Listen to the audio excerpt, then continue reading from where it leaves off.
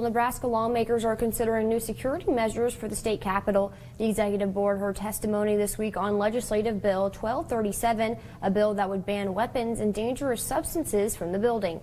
The proposal would prohibit firearms, knives, brass knuckles, pepper spray, tasers, and other weapons. It would also ban explosives, hazardous materials, and spray paint.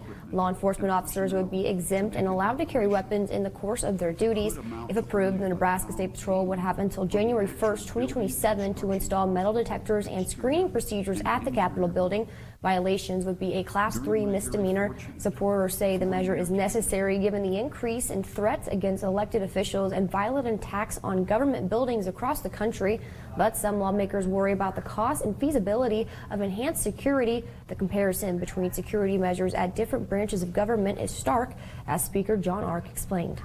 The court has metal detectors. You can't go into the court without going through those. The executive branch has state patrol sitting outside the office. There's somebody there all the time. The legislature is wide open. Our doors are wide open. Some senators lock their doors, and you have to get allowed to come in. But most of us have wide open doors, propped open, that at any time anybody can walk in at any time. You understand how that leaves some people feeling just a little uncomfortable on the legislative side.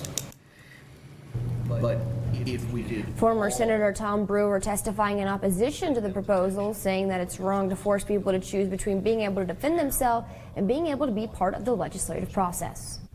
People know if you're going to Supreme Court, there's a certain protocol.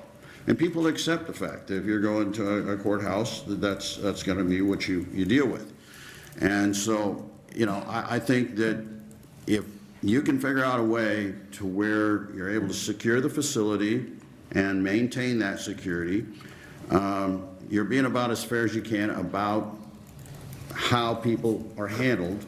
They're not distinguishing between one or another. In both letters and emails, there were 16 proponents, 22 opponents, and 1 neutral opinion sent.